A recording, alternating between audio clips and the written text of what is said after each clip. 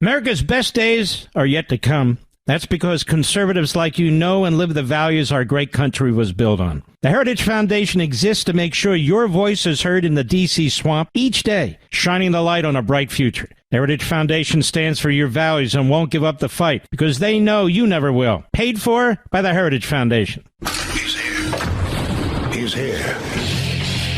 Now, broadcasting from the underground command post, deep in the bowels of a hidden bunker, somewhere under the brick and steel of a nondescript building, we've once again made contact with our leader, Mark Levin.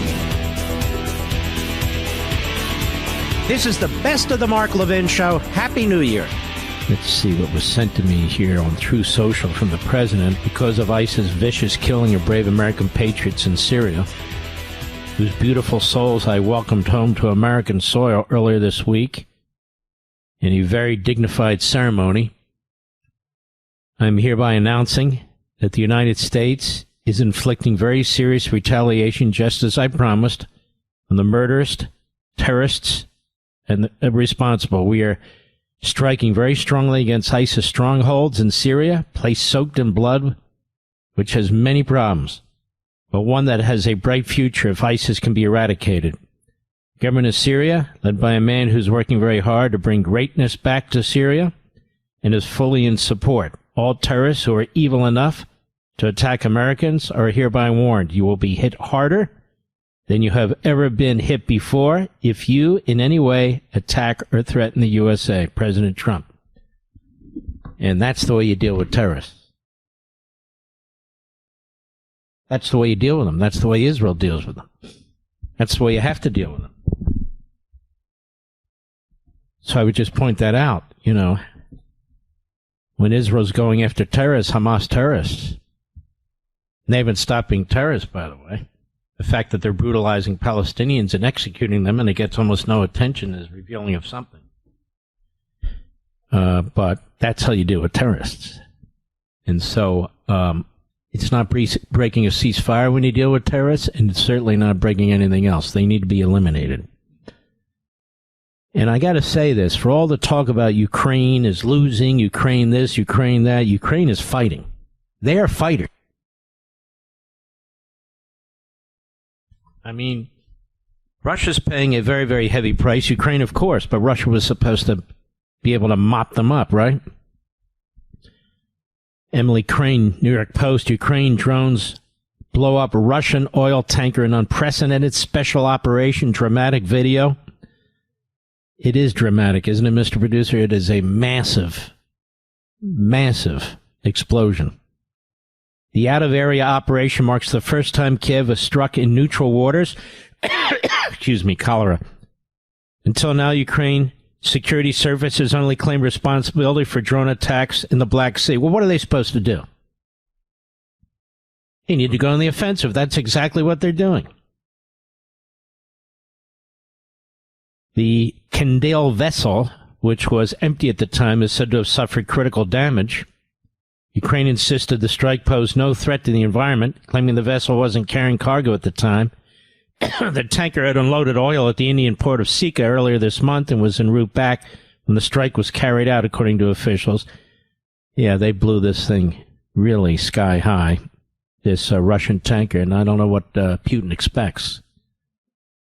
But these people clearly aren't going quietly.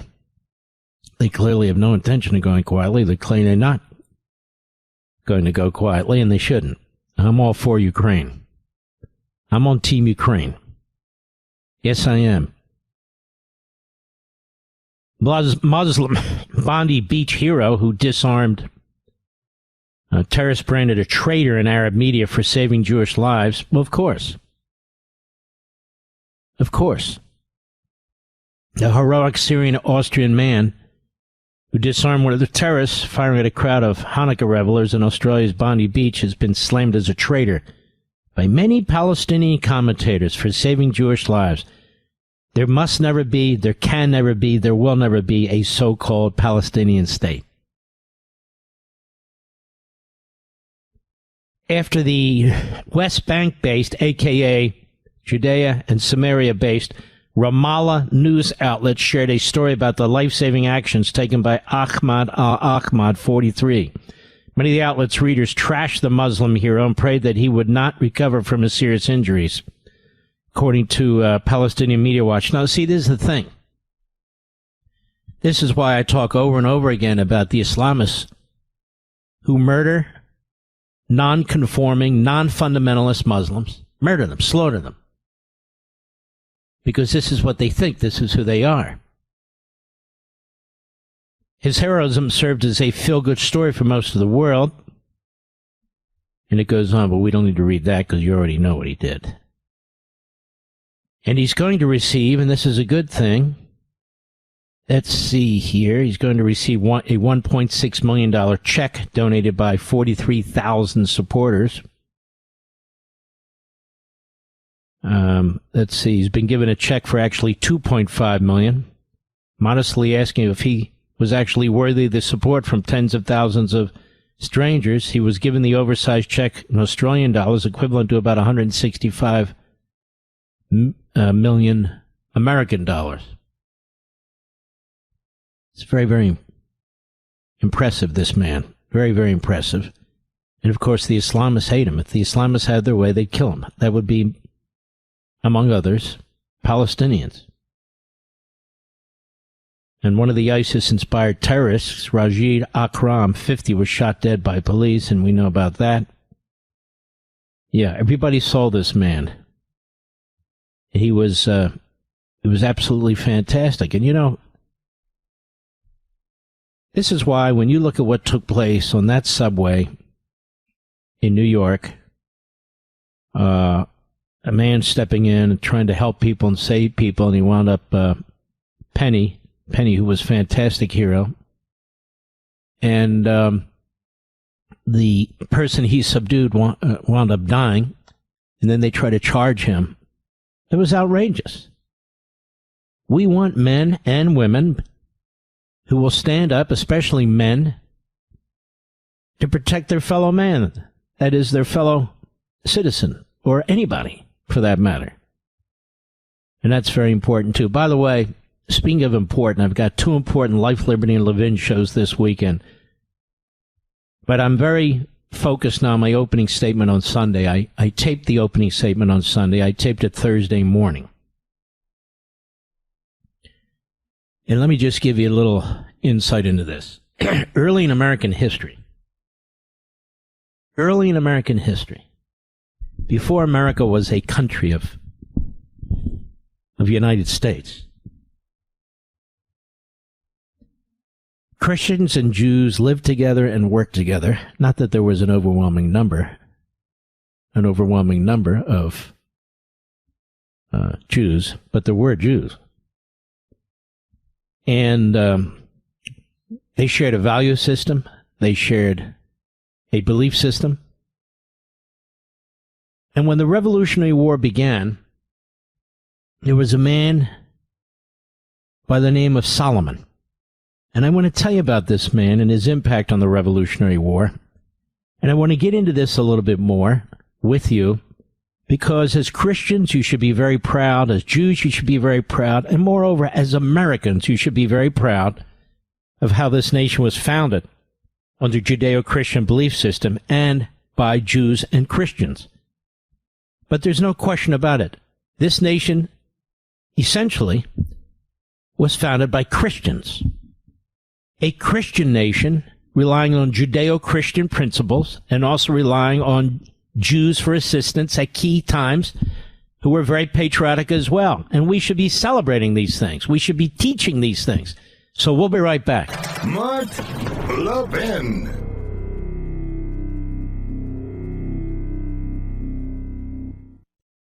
Folks, I have a question for you. Do you believe America's best days are still ahead? With the 250th anniversary of the signing of the Declaration of Independence coming up in less than a year, my friends at the Heritage Foundation are taking stock of the current situation, and they need your input. They've launched a survey on America's future to gauge how Americans feel right now about where we are as a nation and where we're headed in the next 250 years. You know, for decades, your American values have been under attack, but now, with President Trump's administration in office, we have an opportunity opportunity to turn the tide and usher in a new golden age for America. But the Heritage Foundation needs to hear from you. What policies do patriots like you most care about? What do you believe are the defining principles of America? What legacy do you believe we should pass on to the next generation? Please visit heritage.org/Levin today and share your feedback and help shape the future of America. That's heritage.org/LEVIN. Paid for by the Heritage Foundation.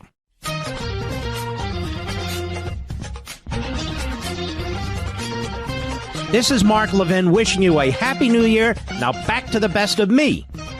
Solomon, who we've talked about before, helped finance the American Revolution. He'd been a migrant, as many were back then, from Poland.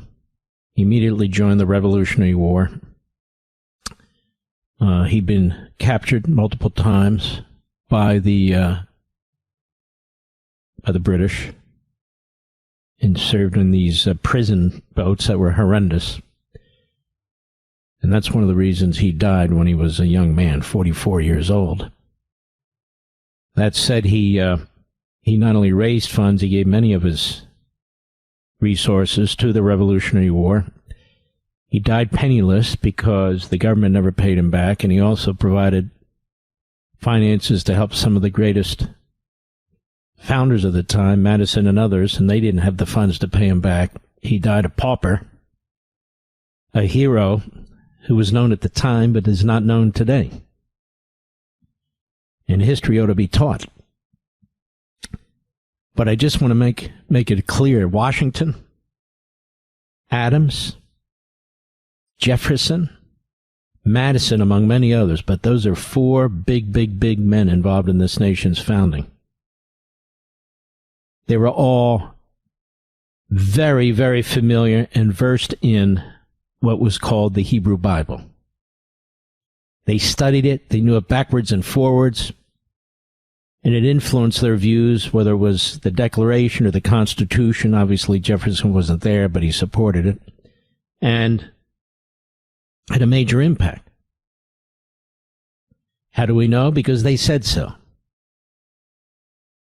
Washington famously wrote a letter and visited to, I guess, the oldest synagogue, if not one of them, in Rhode Island. And one of the things he told them in a letter was that in America and under his stewardship, the children of Abraham would be protected and could live like all other people. Now, this was a remarkable statement at a time like this. Remarkable statement. John Adams lavished praise on the Jews, who he called repeatedly the chosen people. Don't look at me, I'm just telling you what he said. Jefferson was first among equals in promoting religious liberty, both in the colonies, in Virginia, as an example, as well as pressed it hard in Maryland after he retired from the presidency. And he was a big believer in religious liberty. And Madison, too. And this is why we have our First Amendment. You don't establish a state religion, but you don't, interfere with the exercise of religion either.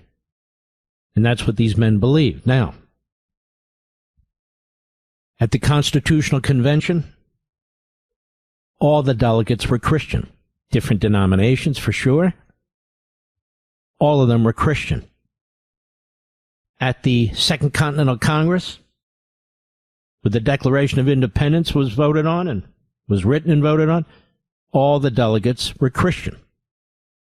All of them.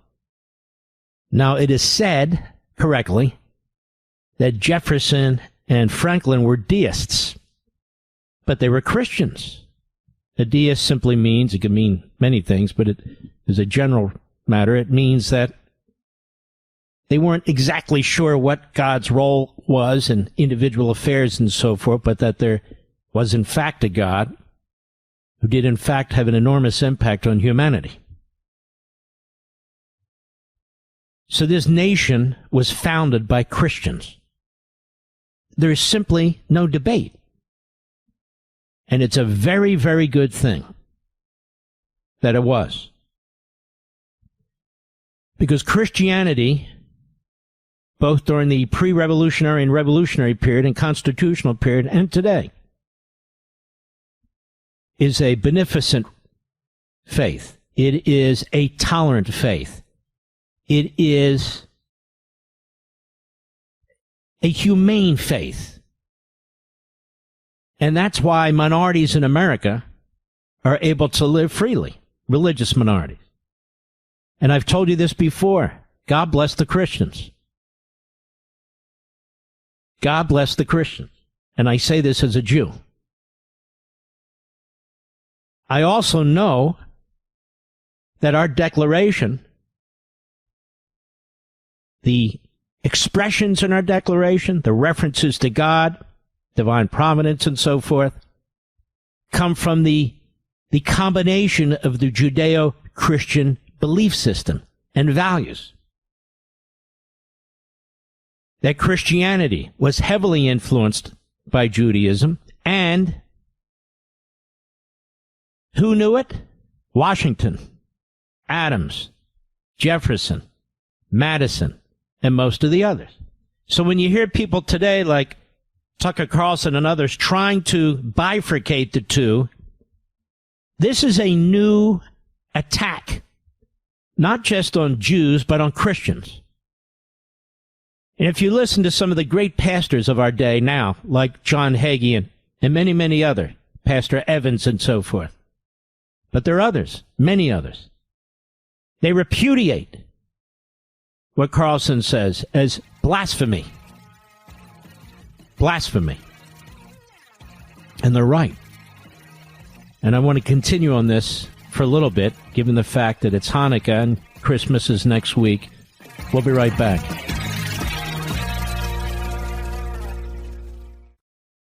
We're coming upon the 250th birthday of the United States, and it has me thinking, what will America look like 250 years from now? My friends at the Heritage Foundation want to know what you think. What policies should America prioritize? What principles should carry us into the decades ahead? As America enters a new golden age, Heritage recognizes that this is the time to take stock and to be intentional about how we shape the future of America. And they can't do it without your input. So please go to heritage.org/LEVIN and let them know what you think is important. Without patriots like you stepping up and speaking up for what you believe in, America as we know it can't survive for another 250 years. Please go to heritage.org/Levin, heritage.org/LEVIN. Take the survey on America's future. This survey takes less than 10 minutes to complete, but it is critical for making sure that the America we pass on to future generations is an America we're proud of. Go to heritage.org/Levin today. That's heritage.org/LEVIN. Paid for by the Heritage Foundation.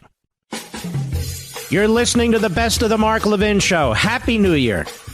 You've heard me say for some time now that Americanism is incompatible with Islamism.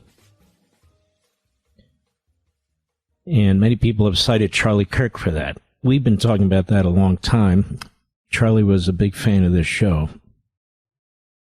Americanism and Islamism are incompatible. If you read On Power, I actually say it right there, and I don't have it in front of me. I think it's chapter 4 or 5. And this is what I want to get to. Islamism is not compatible with American Judeo-Christian foundational principles. And as I explain in the book, and as I make that clear in the book, and as I've talked about for years on this program, Judaism and Christianity, while people obviously practice their faith, live by their faith, what does their faith tell them? You see, the issue with Islamism is Islamism, as Zuhdi Jasser puts it, he calls it political Islamism. Islamism is not purely about faith. Islamism is also about how you're supposed to run a society. Literally, how you're supposed to run a society. So the Quran is filled with rules and laws not for your own practice, but Sharia courts, the rules about marriage, and goes on and on and on. Christianity and Judaism have some of that, but it's not about issues of governance for an entire society. It's about beliefs. Beliefs. And the point is that you practice a faith, you practice beliefs, you pass that on to your children and your grandchildren. But you don't turn to your neighbor and say, this is what this says, and so if you live your life like X, and if you don't treat your wife like this, and you don't have this many children, and you don't do this, and you don't do that, then you're blasphemous. This is a massive distinction between Christianity, Judaism, and Islamism. A massive distinction. So Islamists insist on the imposition of these viewpoints, of these beliefs, on Christians, Jews, other Muslims, and everybody else. And everybody else. That's why it's incompatible. And I explain it in detail on Power, but we've talked about it in detail here over the years as well. Christianity preaches tolerance. Judaism, the same thing. Now, what do I mean by that? I just said in the last segment, I love this stuff. Love it. I just said that this nation was founded by Christians. And Judeo-Christian values and beliefs undergird our founding. They undergird our Declaration. They undergird our Constitution. They undergird our civil society. And yet, people from all backgrounds, all races, all creeds, all ethnicities, and all religions can live in America and practice their faith and so forth and so on, and do. Not so in Qatar. Not so in Saudi Arabia. Not so in Egypt. Not so, and the list is a long one. Now, there are Muslim countries that have embraced the Reformation and reform, like Indonesia, which is the largest Muslim country on the face of the earth. And there's over 50. I've heard it said there's 57 Muslim countries. I don't have time to Google it, but something of that sort. And they come in different varieties, different governments. The vast majority of which, however, are not democratic. Because if you believe in the 7th century sort of barbarian system, if you reject the Enlightenment, then you must, theoretically, if you're a fundamentalist, impose your views on others, because only then are you doing God's will, only then will the Messiah appear. That is not Christianity or Judaism. It's not. As this is factual. And so when I say that Islam, I'm not talking about all Muslims, obviously, but when I say Islam is incompatible with Americanism, it's a fact. Look at Texas. We have Islamists, imams, trying to create their own countries within a state. And supports segregation, if you will. Only people who agree should be allowed to live in that community. We're talking about outside of Plano, Texas, and in Houston and so forth and so on. They're not the only places.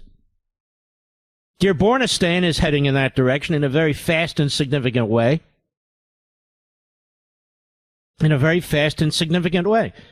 So when Tucker Carlson, at Turning Point USA,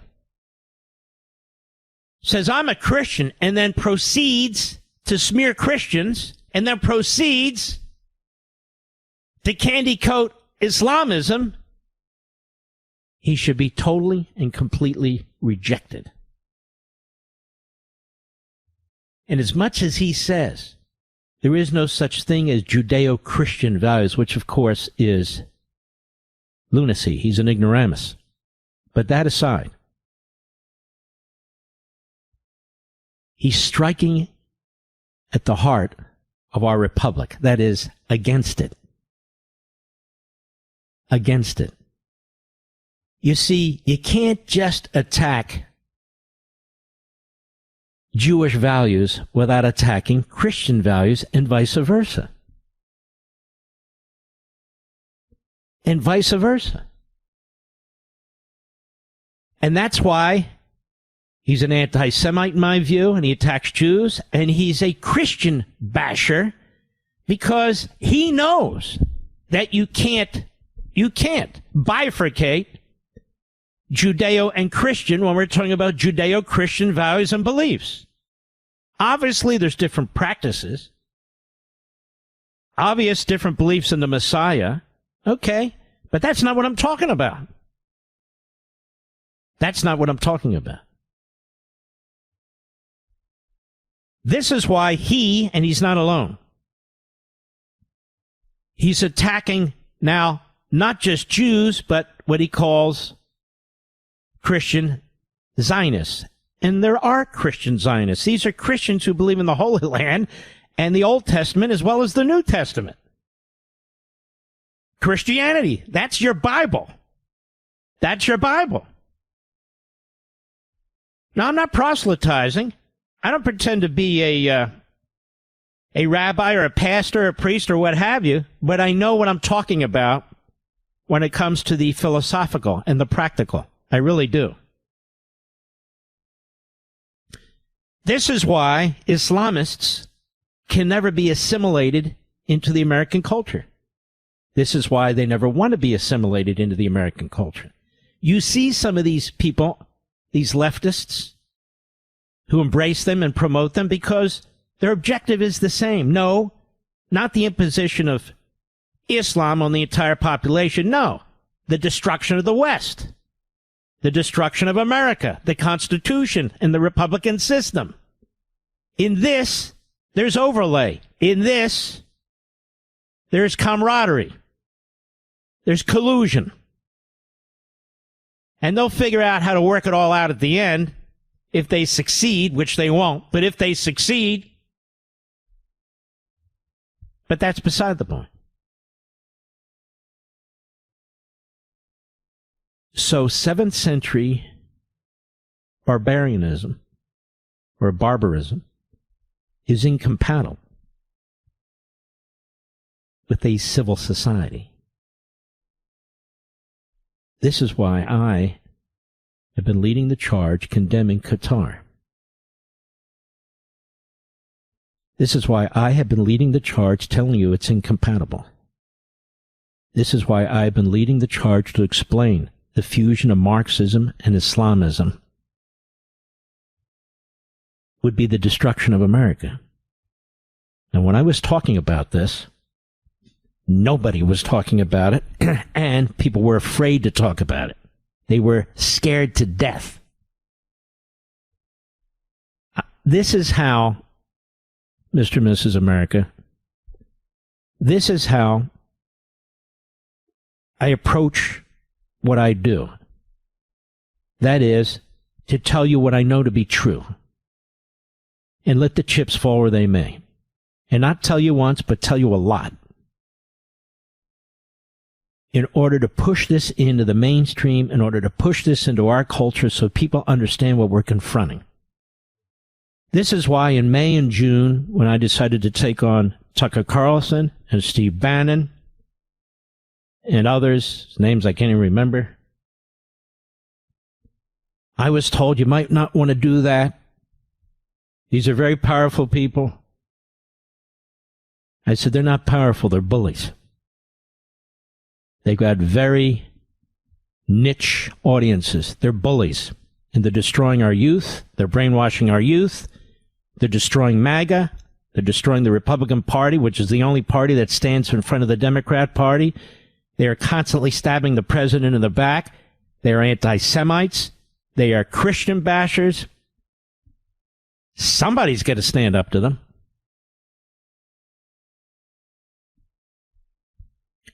And this is what happened.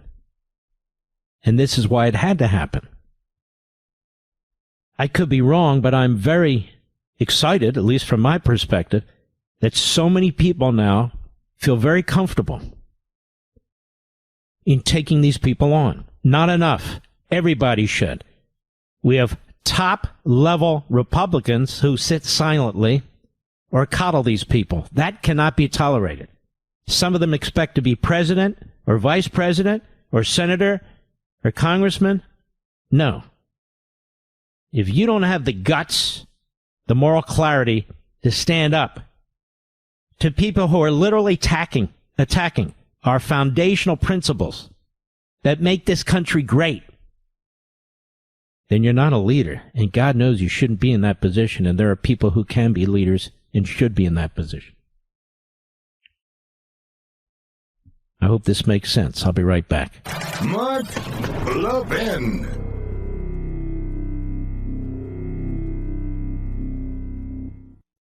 Folks, I have a question for you. Do you believe America's best days are still ahead? With the 250th anniversary of the signing of the Declaration of Independence coming up in less than a year, my friends at the Heritage Foundation are taking stock of the current situation, and they need your input. They've launched a survey on America's future to gauge how Americans feel right now about where we are as a nation and where we're headed in the next 250 years. You know, for decades, your American values have been under attack, but now, with President Trump's administration in office, we have an opportunity to turn the tide and usher in a new golden age for America. But the Heritage Foundation needs to hear from you. What policies do patriots like you most care about? What do you believe are the defining principles of America? What legacy do you believe we should pass on to the next generation? Please visit heritage.org/Levin today and share your feedback and help shape the future of America. That's heritage.org/LEVIN. Paid for by the Heritage Foundation.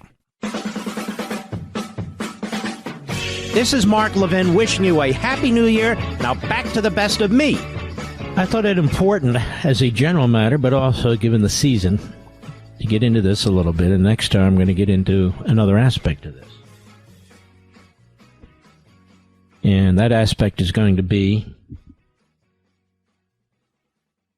why was the Republican Party founded? How did it come to be? How did the Republican Party come to be? I mean, it's hard to create a new political party.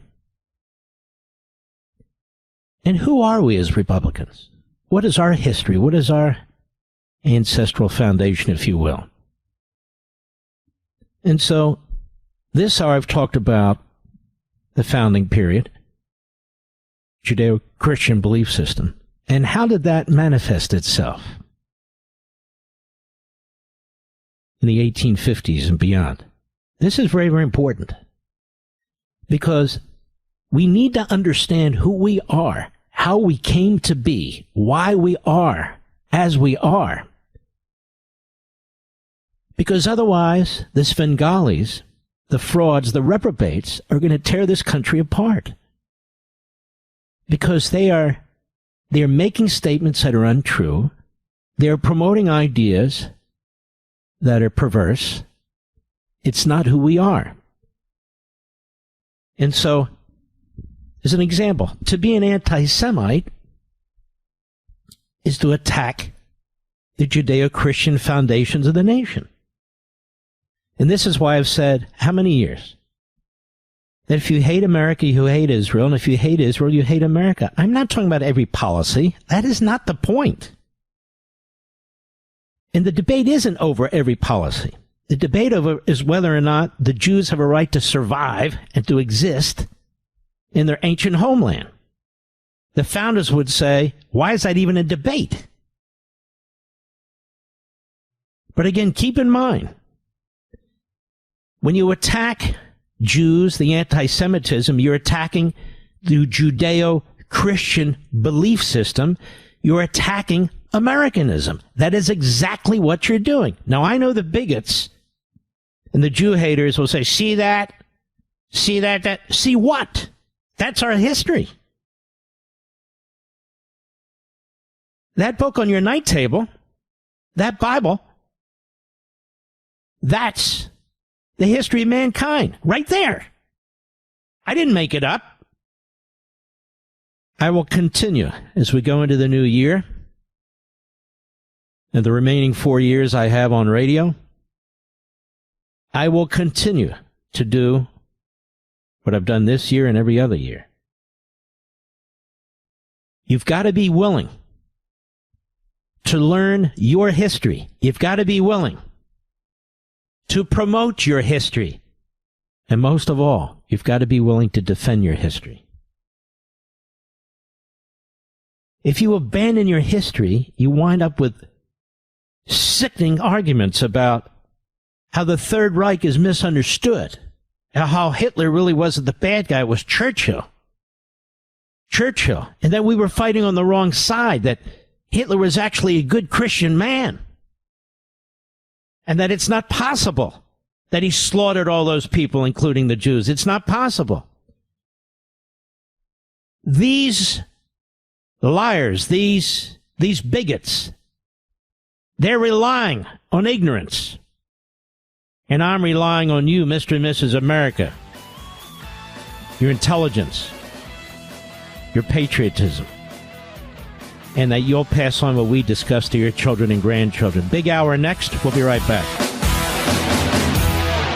This segment of the podcast is exclusively sponsored by Pure Talk. Pure Talk offers great coverage and can save your family money on your wireless bill every single month. Go to puretalk.com to find the plan that's right for you. Thank you again for listening, and thank you so much for this sponsorship, Pure Talk.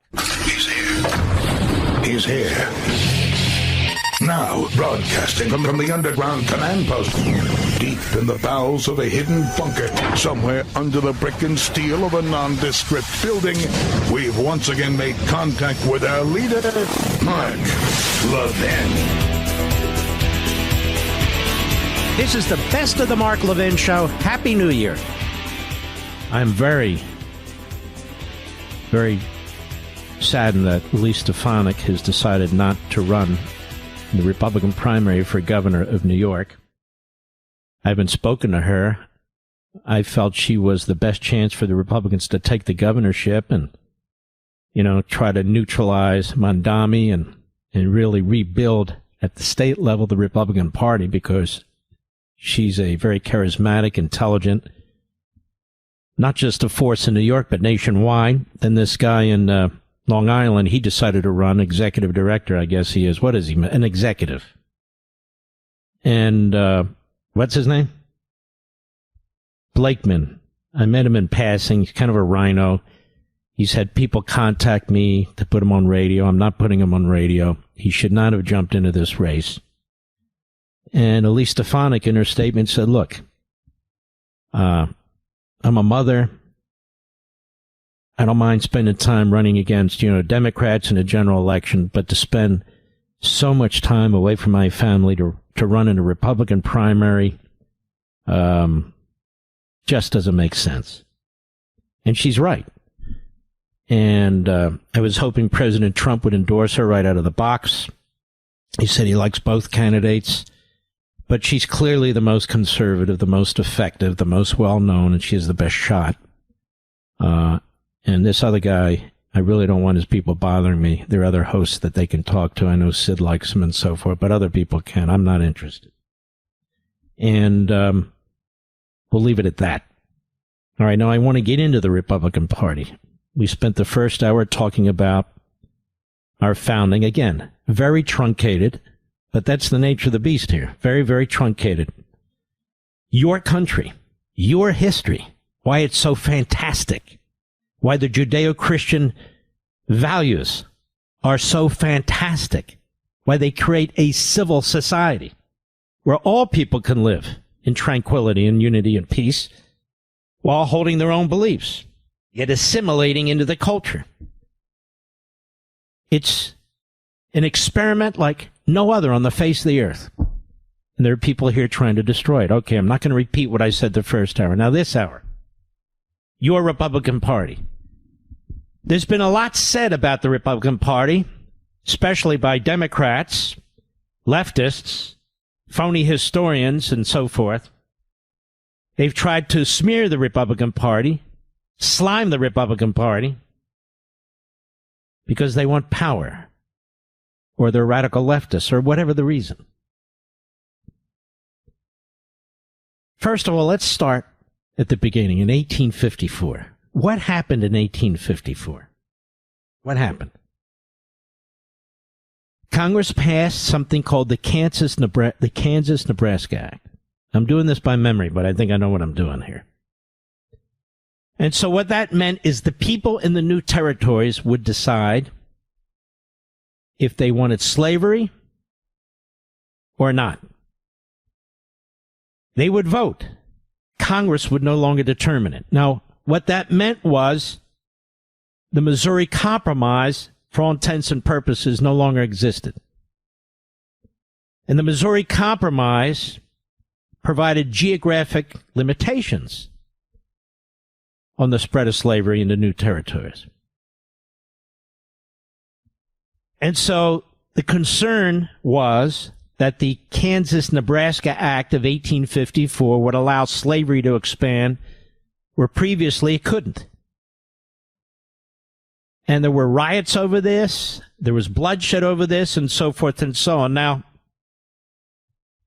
there was no Republican Party at this point, but there were disparate parties, disparate political elements who were abolitionists, who were anti-slavery, different groups. And they couldn't win separately. And they had different approaches to the issue of eliminating slavery. But they understood that they needed to figure out how to come together, these various abolitionists and abolitionist groups, the anti-slavery groups, if they were going to beat the pro-slavery party, which was the Democrat Party. And so what happened? The birth of the Republican Party.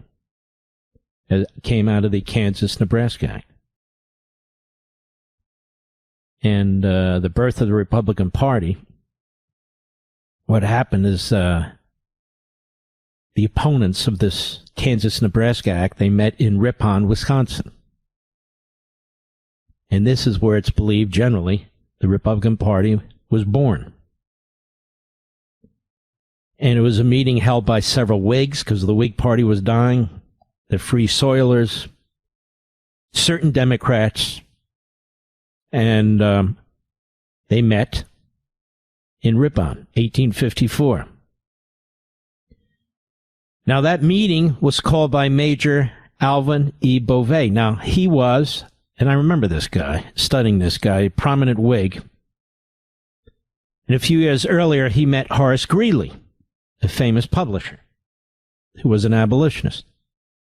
And they had discussed the creation of a new party. And so, in 1854, in Ripon, they passed a resolution to form a new party to oppose the Kansas-Nebraska Act. And that resolution said that they would call the new party the Republican Party.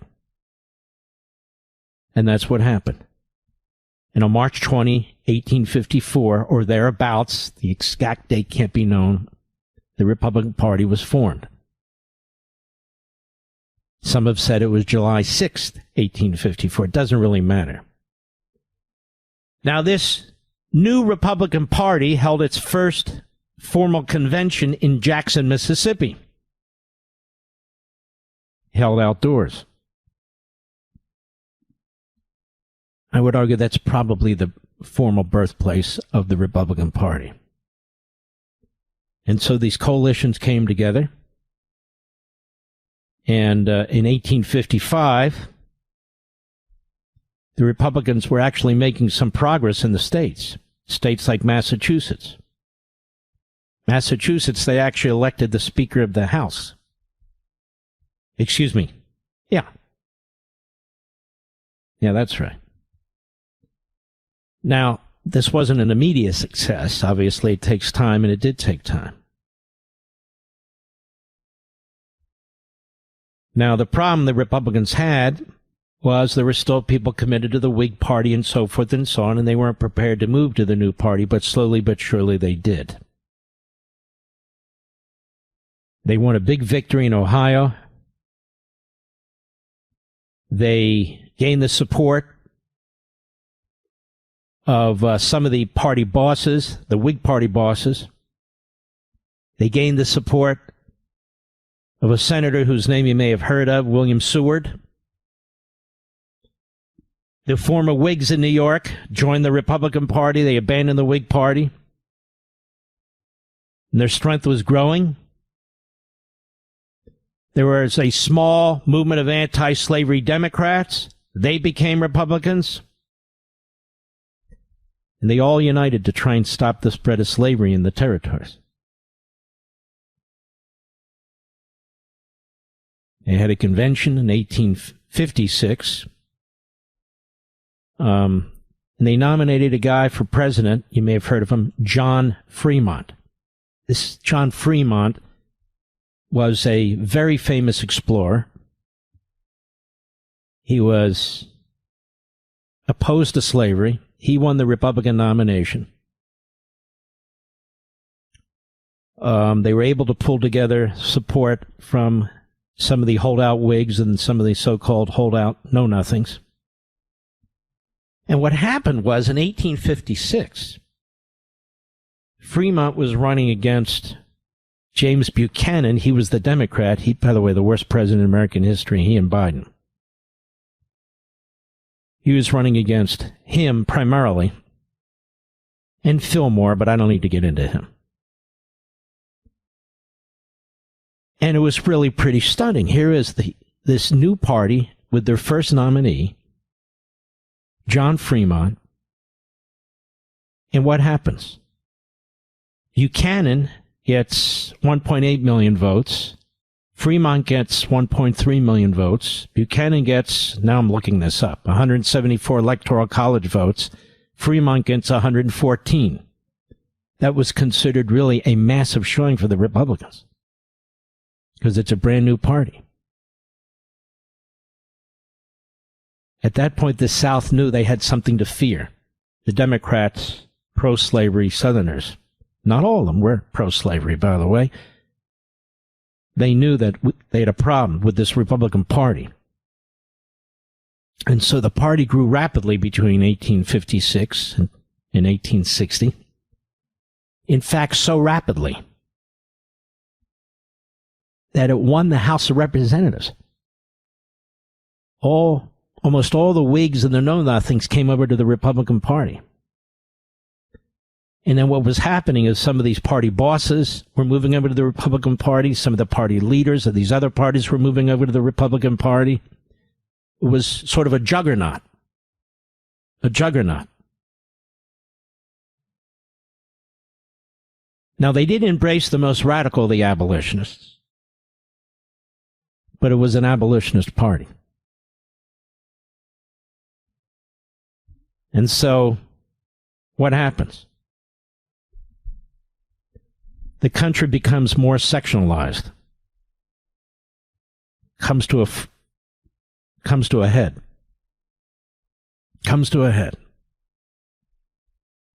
In the earliest days of the Civil War, the outbreak of the Civil War follows the election of 1860 of a man by the name of Abraham Lincoln. Abraham Lincoln was not expected to become the Republican nominee. He didn't come to the convention with the belief that he would become the Republican nominee, but he did come to the convention with some support. And in the end, he was the nominee by a plurality of the vote. And the rest is history. You Republicans out there, this is your history. This is your history. And it's more than that. The first Civil Rights Act in American history was 1866, pushed through the Congress after the Civil War by the Republicans. The 13th, 14th, 15th Amendments, the post-Civil War amendments, freeing the slaves, giving the slaves equal protection and due process, giving the slaves the right to vote, the former slaves, I should say, an absolute right to citizenship, all pushed by Republicans, amending the Constitution. Another Civil Rights Act in 1875. You had the Civil Rights Act of 1957 under Eisenhower, the Civil Rights Act of 1960 under Eisenhower, the Civil Rights Act of 1964. Lyndon Johnson, yes, but the Republicans were the ones that pushed it across with huge majorities in the House and the Senate. The Civil Rights Act of 1965, often called the Voting Rights Act, that would pass. But for the Republicans, it would have been stopped by the Democrats. All right, I want to put a bookmark right there. Keep this in mind. I'm telling you all this for a reason. I'll be right back. Mark Levin.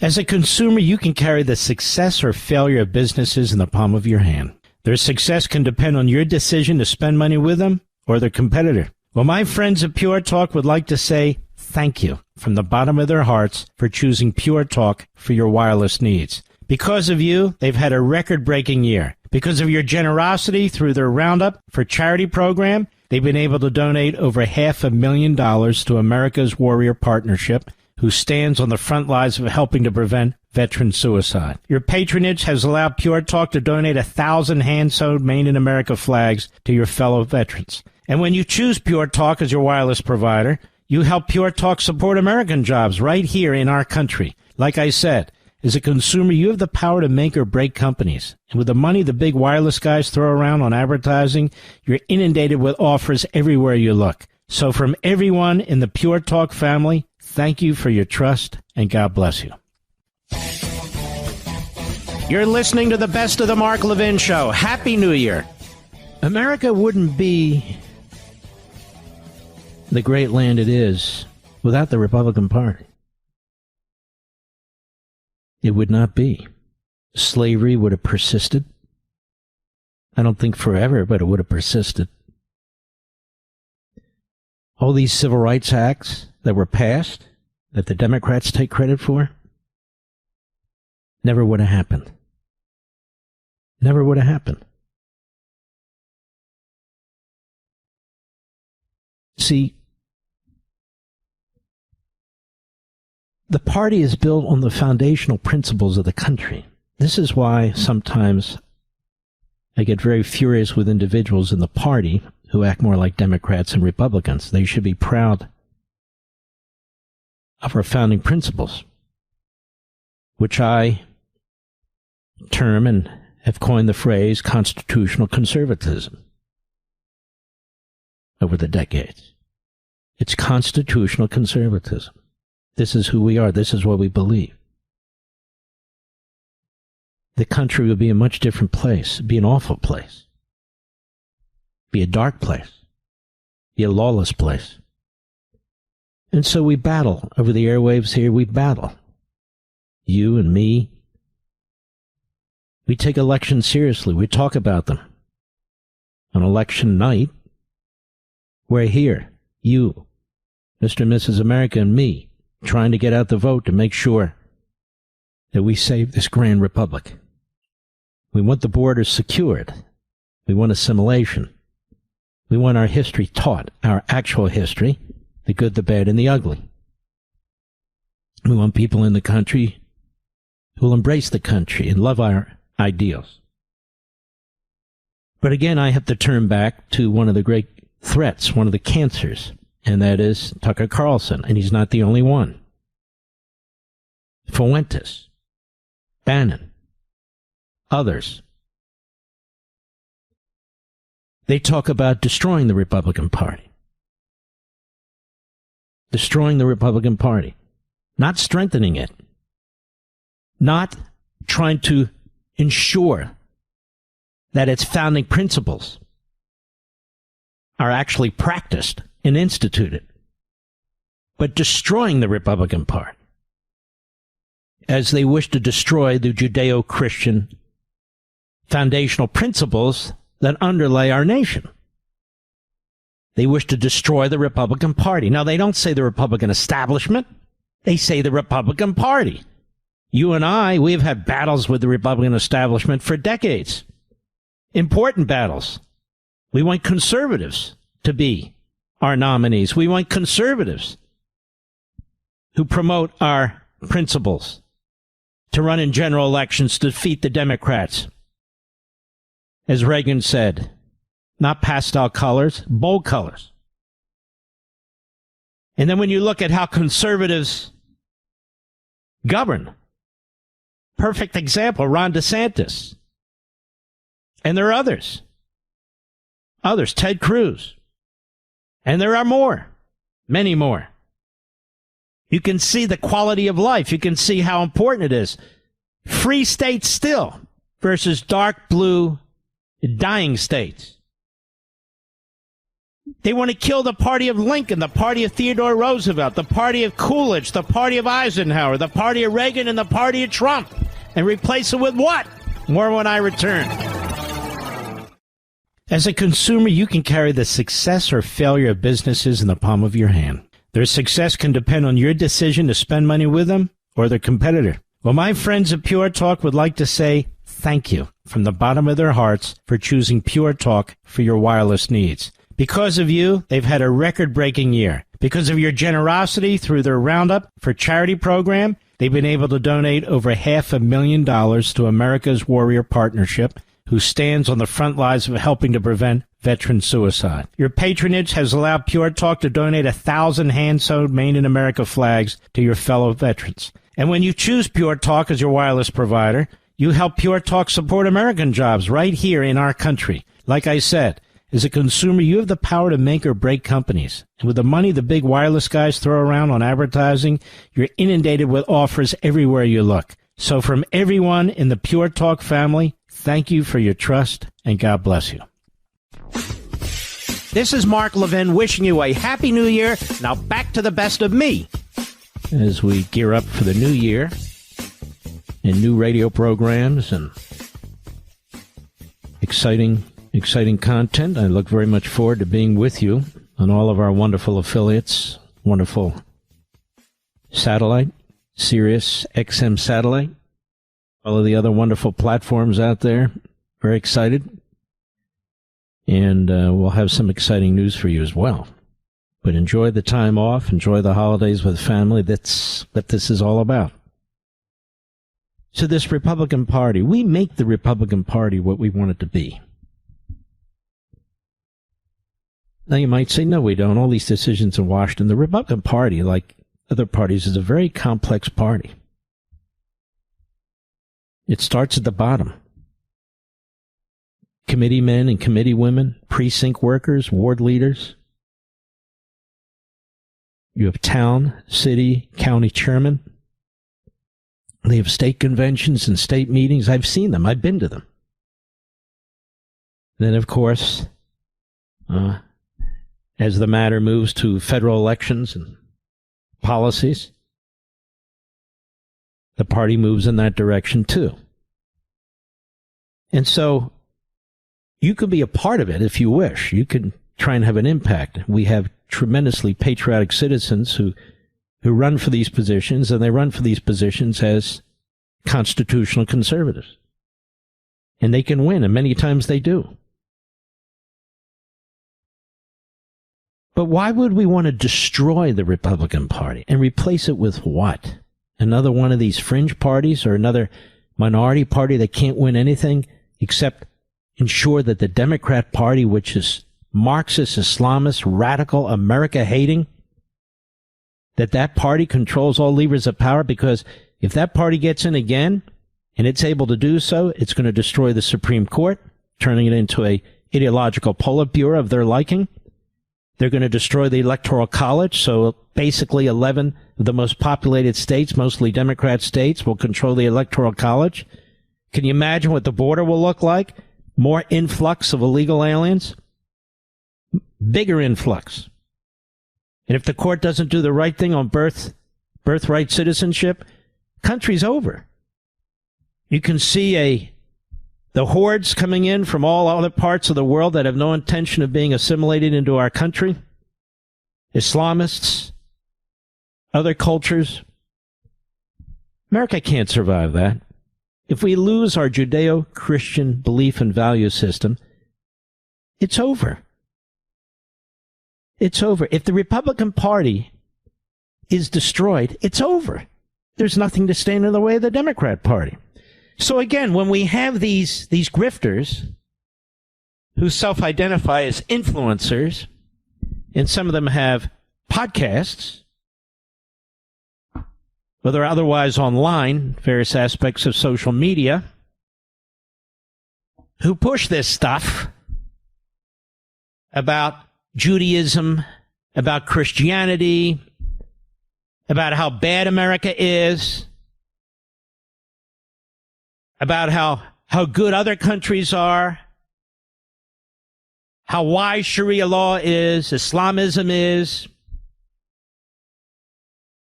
who will platform and promote bigots and racists, Christian bashers and anti-Semites. These people are poison. They're a cancer on a body politic. They are in the Democrat Party, in an element within the Republican Party. But I hesitate to say that since they hate the Republican Party and don't really believe in the Republican Party. So let me ask you this question, Mr. and Mrs. America. Why are not more Republican leaders speaking out against these miscreants and malcontents? Why is that? I asked you this the first hour about these people attacking our founding, attacking the very foundations of our country. Why are there not more Republican leaders condemning them often and condemning them by name? Why did it have to start with me? Then other talk show hosts, podcasters, quote-unquote influencers. Now, I know why it had to start with me, but it should really be more spontaneous, and it should really be massive, the response to this, because it is an attack on our society, it's an attack on our history, just as much as it is from the left. Just as much as it is from the left. These people are racists, they are bigots, they are Christian bashers, they are Jew haters. Our party was formed to eliminate slavery, the enslavement of black people. That was the basis for the formation and the foundation of the Republican Party. That was it. And so when we have these people trashing people because the color of their skin, you and I don't do that. We don't believe in that. We reject it. Trashing people. A civil war was fought over with over 700,000 casualties. And these losers who've done nothing for this country, absolutely nothing, just dismiss it. And dismiss the men and women who fought Hitler. Just dismiss them. And dismiss the founding. And point to Qatar with 330,000 so-called citizens as an example. It should be easy to condemn them. It shouldn't take a lot of thought. It should be intuitive. it should be reflexive to condemn them. Are all of our leaders condemning them? No. Some of them are coddling them. Some of our leaders call these people their friends. Some of our so-called leaders are silent. They just don't want to get involved. Silent? They don't want to get involved? Coddling? Friends? In which case we need new leaders. What I try to do online, look, I'm not an internet animal. They're all over there. Look at this ratio. He doesn't have a ratio. I don't even know what a ratio is. That's not where most of my audience comes from. That's not where I live. We're going to deal with this in some way. And I'm going to talk about that when we come back. Mark Levin.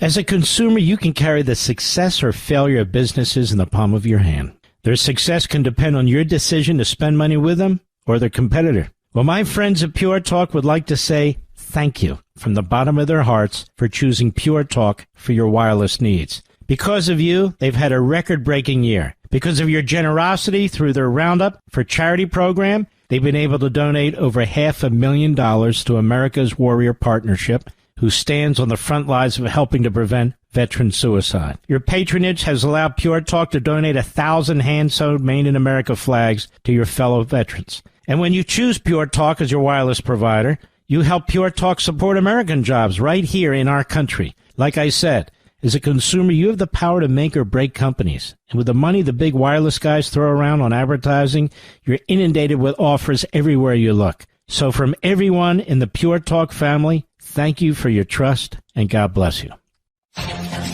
You're listening to the Best of the Mark Levin Show. Happy New Year. You know, folks, there's always going to be a percentage of the population that's easily bamboozled. And that's what these grifters are hoping for. And also our youth. Our youth are being brainwashed by the teachers' unions, and then if they go to college, they're being brainwashed by the Marxist Islamist faculty. They watch a lot of TV. They're being brainwashed by the media. So it's a bad scene. It's a bad scene. Now, the grifters of whom I speak, the Carlsons and his ilk, they have a system in place, or an approach in place. And they'll tell, especially the young men who are in their audience, that you don't have a chance to make it. You'll never be successful. Not because of you, but because of the system. We've talked about this for a long time now. And I talked about it last month at some length, but I want to underscore the point. They will stereotype these young men as incapable of doing anything. They can't buy a house. They're too expensive. They can't get a job for 1,000 reasons. They want these young people, especially young men, angry. They want them to reject our country, our society. And so they appeal to them this way, and they want to do what else? They want to create hate and jealousy. We saw this in the 1930s, by the way, with the fascists. These people, to me, are neo-fascists. Not exactly the same, but bad enough in America. Rather than promoting, hard work, opportunity, as I've said before, when we've had young people call this program and say, woe is me, there's not enough attention paid on me. I say, folks, there's more attention paid on men, young women than ever before by the government. That's the problem. Your so-called salvation is found outside the government. In your own soul and mind and heart. Your own motivation, your own character. And so now I hear people using the same phrases. Don't you, Mr. Vidal? Get off your ass and do something. And that's what you need to do. Do something. Something leads to something else. It always does. And when you look at great people, most of them, they don't hit grand slams right out of the park. I've talked about my dear friend, so much of a friend like a brother, Rush Limbaugh. He was fired 7 times and became the greatest broadcaster in history. And he's not the only one. You have book writers who were rejected over and over and over again. And finally, they were able to publish a book considered some of the greatest authors ever. You have candidates who've run multiple times, not to the point of being buffoonish, but multiple times. Reagan sought the presidency, the Republican nomination, 3 times. Donald Trump, he sought various nominations over the course of his career. You have the greatest of businessmen, many of whom failed, many of whom went broke before they came back again. When you look at what a fantastic society this is, with a fantastic economic system, you can see people who are down and out, how they found themselves, how they created opportunities for themselves. They didn't accept this woe is me mentality. Every day they got up and did something towards something that interests them. And if they didn't find something that interests them, they still did something because they might find something that interests them. That needs to be the mentality, not the woe is me mentality. And yet that's what these grifters promote. They want animosity. They want people at each other's throats. I've also talked about, but I want to underscore, and there's a great piece at what is it called? Substack. I keep calling it Subtrack, but that wouldn't work. Substack by my friend John Hybush about the mentality of these podcasters. Not all, of course, but these in particular. And he's exactly right. It's something I've been talking about too. They make money. The more upset people are, the more downtrodden they think they are, the more impoverished they think they are, the more they listen to these people.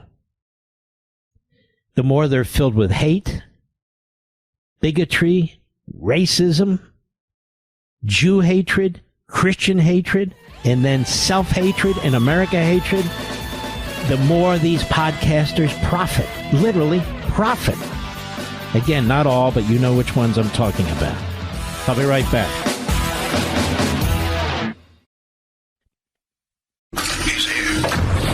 He's here. Now, broadcasting from the underground command post, deep in the bowels of a hidden bunker, somewhere under the brick and steel of a nondescript building, we've once again made contact with our leader, Mark Levin. This is the best of the Mark Levin Show. Happy New Year. The president wants to change the name of the Kennedy Center to the Trump Kennedy Center. The board voted to do that. I object to this. I think it should be called the Trump Reagan Center. Don't you, Mr. Producer? No offense. No offense. No offense. This thing with the Somali community in Minnesota is beyond belief now. The U.S. Attorney has announced new indictments. Half of more of the $18 billion paid out by Medicaid in Minnesota may be fraudulent, says the U.S. Attorney. You know how hard it must be to steal over $9 billion? I mean, this is sick. About half or more of the roughly $18 billion in claims paid out by Medicaid to Minnesota-run programs may have been fraudulent. And at least 14 programs were likely exploited, a federal prosecutor said today. In October, state officials announced that a third party will audit 14 Medicaid services deemed to be high risk for fraud in the state. According to Thompson, and that is the U.S. Attorney, I take it. Yeah, first assistant U.S. Attorney. Those 14 programs have cost the state $18 billion since 2018. $18 billion. First assistant U.S. Attorney Joe Thompson said it's unclear just how much of that money is fraudulent, but said so far too much. On order of half or more, but we'll see. Half or more of the $18 billion. Thompson said the scale of fraud in Minnesota outpaces that of other states and puts services at risk for people who really need them. I'm not seeing a lot of outrage by the Democrats. All this money is stolen, and that means not only are taxpayers ripped off, but people for whom the money was intended don't see it, like autistic kids, like people who are hungry. While prosecutors typically see fraud manifest as providers overbilling, Thompson said during a news conference in Minneapolis that companies have been created to provide zero services while pocketing federal funds for international travel, luxury vehicles, and lavish lifestyles. The magnitude cannot be overstated, said the first assistant U.S. attorney.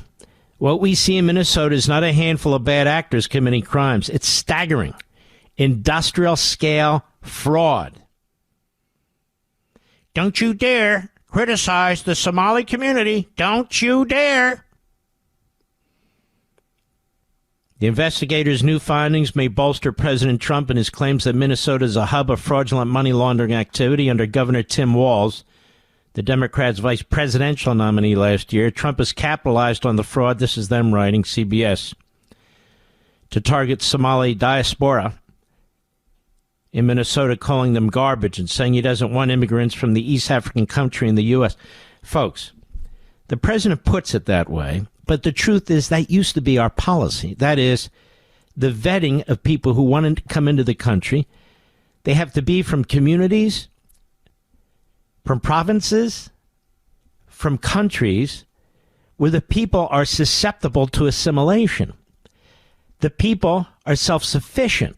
The people won't go on welfare, and on and on and on. There used to be a long list of requirements. But, of course, those have been, for the most part, prior to Trump, eliminated. More than 90% of the people charged in the major fraud cases announced before today were of Somali descent, according to the U.S. Attorney's Office in Minnesota. Yeah, I'd say there's a problem in that community. 5 new defendants have been charged in connection with a Minnesota housing services fraud, Thompson said. 2 of them pocketed $750,000 instead of helping Medicaid recipients find stable housing. Prosecutors allege they used the proceeds to travel to international destinations, including London, Istanbul, and Dubai. Ah, Dubai. I wonder if they bought homes near Carlson. One defendant submitted $1.4 million in fraudulent claims using some of the funds to purchase cryptocurrency. Federal officials say he fled the country after receiving a subpoena. I'm sure he's innocent. The 5 charged include 2 Philadelphia residents, figures, who've been accused of fraud tourism as they registered as Minnesota providers, Thompson said, adding that for them the scheme was easy money. For everybody it was easy money. You can't just spend over $9 billion. He said Minnesota has become a magnet for fraud, so much so that we have developed a fraud tourism industry. People coming to our state purely to exploit and defraud its programs. It's deeply unsettling reality that all Minnesotans should understand. Now, what we should understand is you have a governor who is a disgusting nobody, a loser of the highest magnitude. You have a community there of 80,000 illegal aliens and some legal, Somalians, who are robbing the nation blind. And for reasons we've explained in the past, not my experience, but others, that's the nature, apparently, of the culture, and that's why Somalia does not have a functioning society, a functioning government. The 2 men, Anthony Waddle Jefferson and Lester Brown, were accused of siphoning millions from federally funded programs administered by Minnesota officials. that were meant to help the disabled and those suffering from addiction. All these people should go to prison for life. For life. They allegedly fleeced the housing program in Minnesota despite living on the other side of the country and having no networking or connections to Minnesota or its communities. So you have travel fraud. You have fraud taking place in Minnesota from people living in other states who don't even set foot in Minnesota. And, of course, you have fraud in Minnesota. Now, the 8 others charged in September for their alleged roles in the scheme to defraud Minnesota Housing Stability Services Program. Prosecutors also named a new defendant. Asked who's to blame, the prosecutor said the state has not done a good job of minding these programs. Oh, you think? No, they haven't done a good job at all. I'm still waiting to hear from the Democrats. I'm still waiting to hear from Ilhan Omar. I'm still waiting to hear. But we won't. No. These are constituents. These are voters, Mr. Producer. Why would we hear from them? I think that's a fair question. I'll be right back. Mark Levin.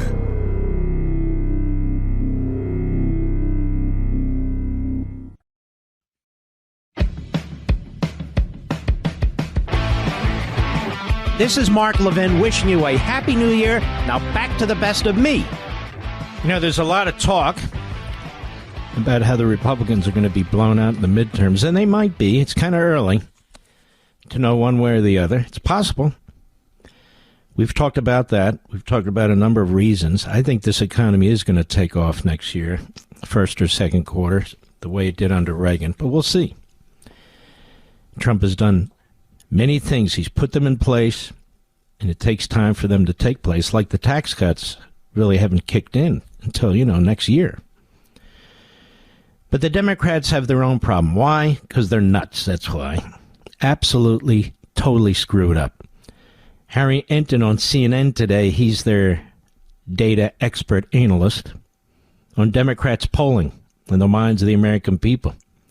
Cut one, Mr. Producer, go. Yeah, I mean, Democrats in the minds of the American public are lower than the Dead Sea. What are we talking about here? Well, let's take a look. The net approval rating for Democrats in Congress, you said it, Kate Baldwin, the lowest ever. Look at this. Overall, they are 55 points underwater. Their approval rating is south of 20%. It's even worse when you look at independents. Look at this. Negative 61 points. That means that their approval rating is 61 points lower than their disapproval rating. Quinnipiac has been polling this question for the better part of the 21st century. They have never found Democrats, at least those in Congress, in worse shape than they are right now. That's independents and overall, but what about Democrats on Democrats? Yeah, what about Democrats on Democrats? So part of the reason overall is so low is independents are driving it low. But that's not the only reason it's so low. What about Democrats on Democrats? Democrats net approval rating of congressional Democrats. I want you to keep in mind, they had never rated Democrats negatively until this year. And right now, what are we talking about? We're talking about a net approval rating from Democrats. This is Democrats on Democrats. Their approval rating is actually lower than the disapproval rating, and that is quite the drop from October. I think during the shutdown, there was a bit of a boost for Democrats, right? There was a rallying around the flag effect going on. But Democrats did not like how that shutdown turned out. They have returned against Democrats in Congress, and you mentioned Dan Goldman in that intro. One of the reasons that Dan Goldman is in trouble right now in a potential primary against Brad Ladner is because at this point, the Democratic base is so upset with Democrats. So even if Democrats take back Congress, don't be surprised if Dan Goldman ain't there because of numbers like this. Now, Goldman's a lunatic, of course, but the guy he's running against a lunatic times 10. So they're going to become even more extremist, even more radical. Meanwhile, what's going on with inflation? What's going on with inflation? Harvard professor Ken Rogoff on the Constipated News Network today. Cut 4, go. I mean, I was surprised it was a better number than anyone was expecting. Look, inflation's been very high. It's stayed high. It has not been coming down. But, people were expecting it to be above 3%. It was well below 3%. I mean, I think the president will take this as good news. The investors will think that interest rates will get cut more. So, it was a positive news. There's no other way to spin it. No, thank you, Professor. So inflation is down even more, and there's no other way to spin it, America. The economy's going to get there. You'll see. And then you know what else you're going to see? You're going to see these gutless, quizzling members of Congress, some of whom are obviously Republicans, all of a sudden be cheerleading Trump again. You'll see the neo-fascists. They're not sure what to do. Maybe they'll start cheering Trump again. Marjorie Trader Greene, she will be a footnote to a footnote and a footnote, not to history, but in some comic book. This economy is going to pick up. It may go a little bit south, a little bit more south, but then it's going to come north. That's what economic growth does, and Trump has put in place so many measures to promote economic growth in so many parts of the economy, whether it's natural resources like oil and gas and lumber and mining and so forth, food, where he's put in place, again, so many growth policies, even fisheries, commercial fisheries. He's done the same thing. He's pulled the Biden regulations off that business, that industry. He's trying to force other countries that are purposely blockading economically our farmers through tariffs to accept goods from our farmers, products from our farmers. And he's doing everything a president can possibly do to turn on the economic spigot. And all of this kicks in next year in a more significant way. You're seeing little dribs and drabs of it, actually more than that. I mean, gasoline prices are down. That's a big deal. It takes time for these things to resonate through a massive economy, and that's what we have, a massive, diverse economy. I've seen this throughout my life. But again, he's gone with the Reagan tax cuts. His regulatory cuts are more massive than any president that I can remember.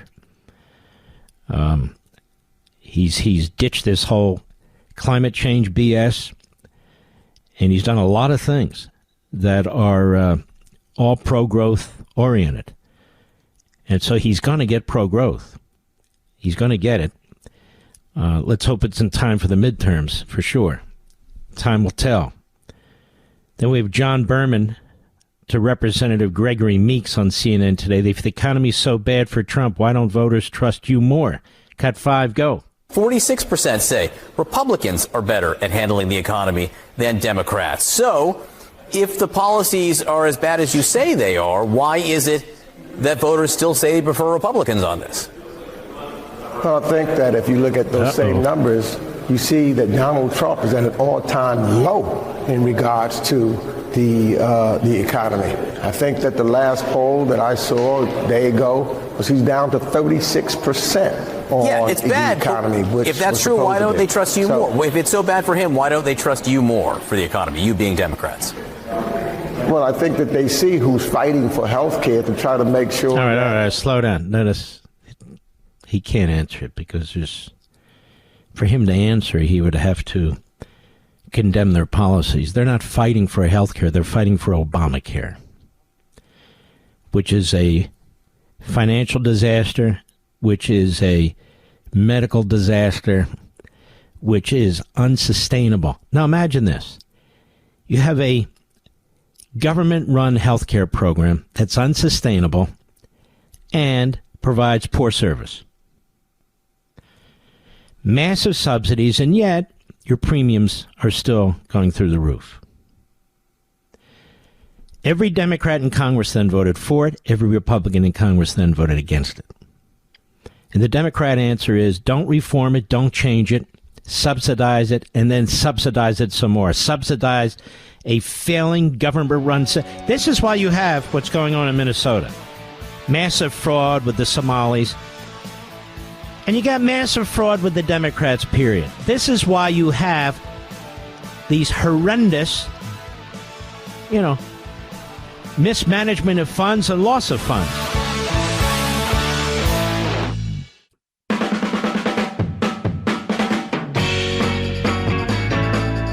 You're listening to the Best of the Mark Levin Show. Happy New Year.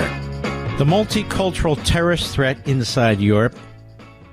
The exported war nobody wants to name by Pierre Rahab. Gatestone Institute International Policy Council is one of the best of all the institutes. It just is. It's fantastic. Really, really good work. Investigative and research writing. It's just terrific. And so let's go through some of this. It's important.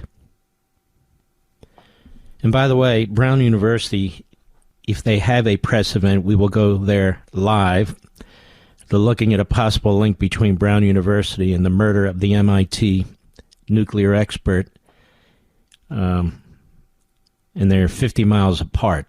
So something's going on here that's bigger than was once assumed. I have my own thoughts, but I'm not going to voice them because they're not based on facts, so we'll see. Anyway, back to this. Peaceful protesters certainly exist, he writes, but in many instances, the same marchers who cry from the river to the sea also provide cover, logistics, and recruitment spaces for operatives who work closely with Hamas or other terrorist organizations. This is a big deal. You know why, America? Because it's happening here, in our country. A report from the University of Indiana shows how a transnational network of NGOs, non-governmental organizations, and campus groups spread anti-Semitic and pro-Hamas narratives, coordinated across borders and amplified by social media. I want you to remember that 9/11 was a direct attack on the heart of the United States. On the biggest buildings in our biggest city, on the Pentagon. And that other plane was headed for Congress, they think. So this is a big deal. Let's see, let's go on. The message is simple. Israel's colonial, Jews are settlers, and violence against them is resistance. And of course, that means we, the people in the United States. Europe rallies have repeatedly featured Hamas flags, praise for the October 7 attackers, and calls to repeat the massacre, all under the label of human rights. Law enforcement sees the problems more clearly than politicians. The same European Union reports that speak delicately of violent extremism in public also describe behind closed doors how online propaganda, diaspora networks, and Middle Eastern conflicts interact to create hybrid terrorist ecosystems in Europe.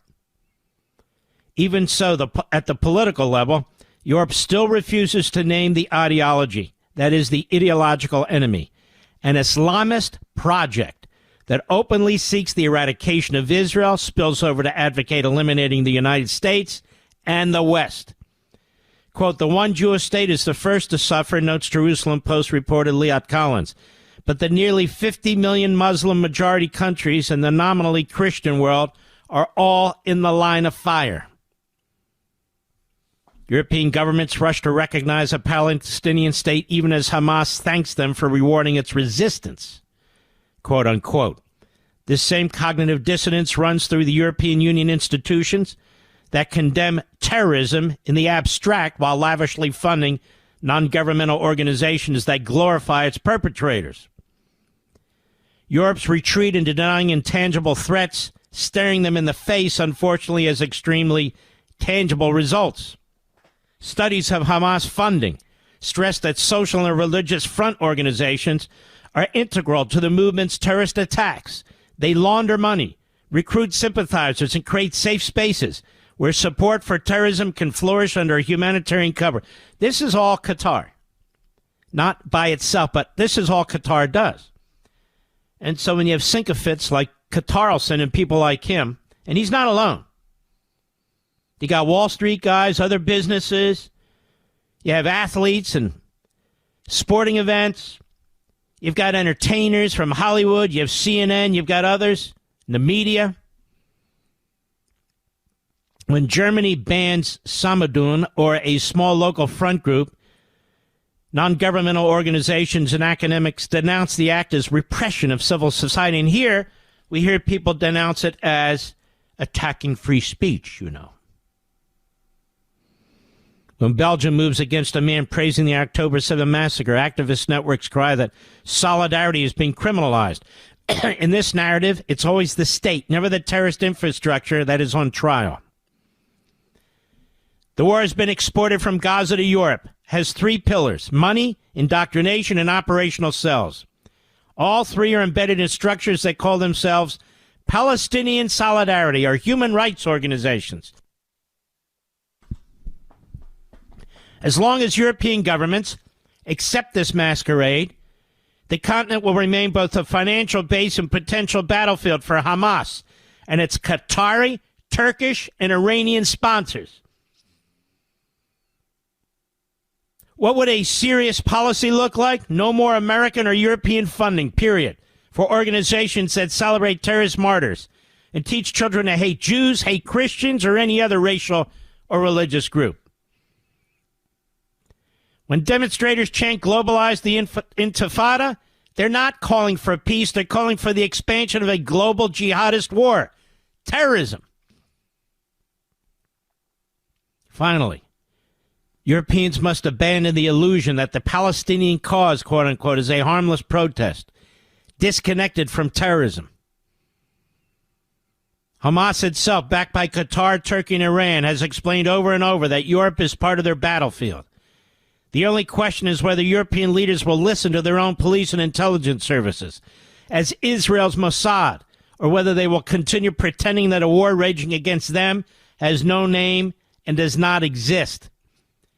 When Israel's Mossad intelligence agency publicly revealed in November 2025 that it had helped European countries expose a Hamas terrorist infrastructure, quote, in the heart of Europe, unquote, including weapons caches and plans to hit Jewish and Israeli targets, it simply confirmed that intelligence professionals have warned since October 7, 2023.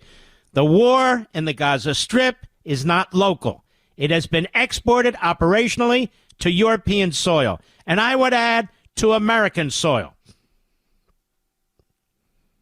As early as December 2023, German, Dutch, and Danish authorities had already arrested Hamas operatives accused of preparing attacks on Jewish institutions in several European countries. Prosecutors described long-standing members of Hamas directed to stockpile weapons in Berlin. Since then, intel and security reports have spoken of a, quote, realistic possibility, unquote, that the Hamas-Israel war will embolden networks across Western Europe to move from propaganda to mass casualty attacks. Folks, this is going to happen. It's going to happen here. It's going to happen in the United States. We have laxed immigration for way too long. We have the Democrat Party that gives cover to these operations. We have this Marxist Islamist alliance that really is at the heart now of the Democrat Party. And we also have our outliers, podcasters, influencers, who are in the back pocket of Qatar, if not financially, otherwise, trashing our own history, trashing the West, trashing the good guys in World War II. That would be us. Attacking Christians, attacking Jews in this country. Like Tucker Carlson and his ilk. Europol's 2025 Terrorism Situation and Trend Report openly acknowledged the Gaza conflict has reshaped the threat picture in the European Union. The forward warns that wars beyond Europe's border, explicitly including Gaza, fuel radicalization, propaganda, and operational planning within European states.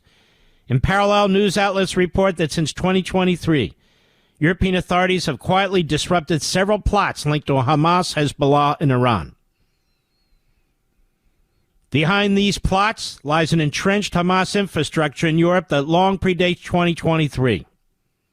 A detailed study from George Washington University describes how Hamas built extensive fundraising and logistical networks in Western countries using charities, NGOs, often European funded, and business fronts, whose names and legal entities are constantly changed to stay ahead of authorities. And these same countries, the study's authors warned, are the natural incubator for future terrorist operations in the West. In 2024, the Foundation for the Defense of Democracy summarized new research by ELNet, that identified 30 Hamas-linked groups and figures active in the UK, Germany, Italy, Belgium, and Netherlands. These groups include, quote, civil society, unquote, associations, aid organizations, and lobbying platforms that propagate Hamas narratives while maintaining close personal ties with known extremists. They operate with relative freedom, despite Hamas being officially designated as a terrorist organization by both the EU and individual European countries. You know, ladies and gentlemen, one thing I'm proud of what we do here is we are focused like a laser. World War III is already underway. No, it's not because of Israel. It's not because of Ukraine. It's not because of Trump with Venezuela. World War III, the Islamist war against the West. First battle with Israel. Battles breaking open in Europe. Battles will break open in the United States. I mark my words. I know what I'm talking about. They are here. They are plotting.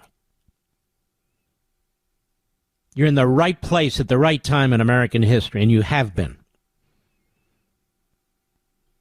Germany, to its credit, has gone further to confront this problem than most. Berlin has not only banned Hamas on the international network Samadan, but has also started outlawing local solidarity groups whose activities glorify terrorism and promote anti-Semitic agitation. You know, I say over and over again, if you hate Israel, you hate America. If you hate America, you hate Israel. It's for one basic reason: shared values and belief systems. Israel is a Jewish state. America is essentially a Christian country, Judeo-Christian belief systems. Even in Germany, however, every ban on one structure appears followed by the birth of another. So this is highly organized and sophisticated. Hamas also invests heavily in indoctrination, particularly among students. A report from the University of Nevada shows how transnational network of NGOs and campus groups spread anti-Semitic pro-Hamas narratives, coordinated across borders, amplified by social media. Excuse me. The message is simple. Israel's colonial, Jews are settlers, and violence against them is resistance. They say the same thing about the United States. Same thing. And you can see it on college campuses in Europe. You see it on college campuses in the United States of America. You see Qatar. Why would Qatar be pouring tens of billions of dollars into our educational system? For this reason. That's why. And I'm waiting for Congress, the Republican Congress, to cut off all foreign money coming into our colleges and universities. But we can't even get a committee of Republicans to vote that the Muslim Brotherhood, the mothership of the terrorists, should be designated as a terrorist organization for all purposes and in every part of the planet. Ted Cruz and Republicans in the Senate now are trying to fix that and lead the charge, but we'll see how far that goes with their colleagues. Meanwhile, Europe's Jewish communities live under siege. Synagogues require fortress-style protection. Jewish schools resemble military bases. Israeli tourists are warned by their own government to avoid displaying any visible sign of Jewish or Israeli identity. The dramatic rise in anti-Semitic incidents across Europe and America since October 7 can be directly linked to pro-Hamas agitation, even when officials pretend the hatred has nothing to do with imported Middle Eastern conflicts. The war that has been exported from Gaza to Europe has three pillars: money, indoctrination, and operational cells. All three are embedded in structures that call themselves Palestinian solidarity. And that's where we are. Pierre Rehov, law degree from Paris, French reporter, documentary filmmaker, author of 6 novels.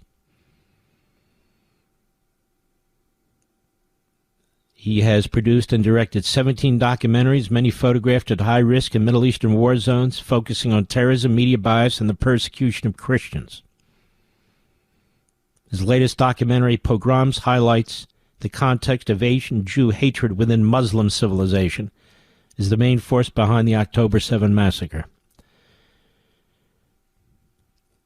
I hope the world is listening. I hope people are listening. You, Mr. and Mrs. America.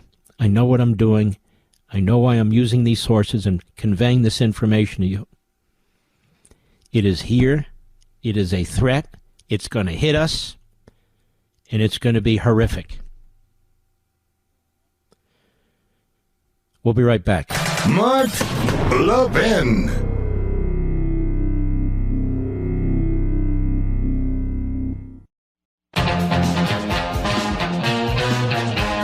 This is Mark Levin wishing you a Happy New Year. Now back to the best of me. Here's the update from ABC News. Law enforcement officials have identified a possible suspect in connection with the mass shooting at Brown University and have issued a warrant for the individual's arrest. Now, that is not a search warrant. That's a warrant for their arrest, and they got it from a judge, so they're pretty sure. This comes after multiple sources briefed on the investigation told ABC News that the Brown shooting and the murder of an MIT professor in Brookline, Massachusetts may be linked. Now, look, I don't know how they're linked. I don't know how they may be linked. But the MIT professor who was murdered was Jewish and one of the top nuclear experts, not just in the country, but the world. The room at Brown in which this suspect murdered those two wonderful students and shot 9 others.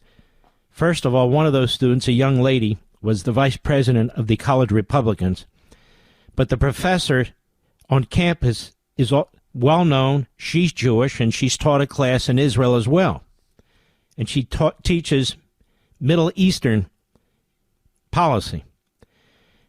Now, I don't know if that's how they're linked or not. I don't know if they're linked or not, but this is the information that ABC News and virtually every other news organization is putting out now, that they think they're linked. They were 50 miles apart. We shall see. It's just a matter of time. They're going to get their man. We salute our armed forces, police officers, firefighters, emergency personnel, our truckers, the men and women in Ukraine, the men and women in Israel, and you, the American people, red-blooded Yanks. God bless each and every one of you. And thanks for listening. We'll see you tomorrow. Be safe.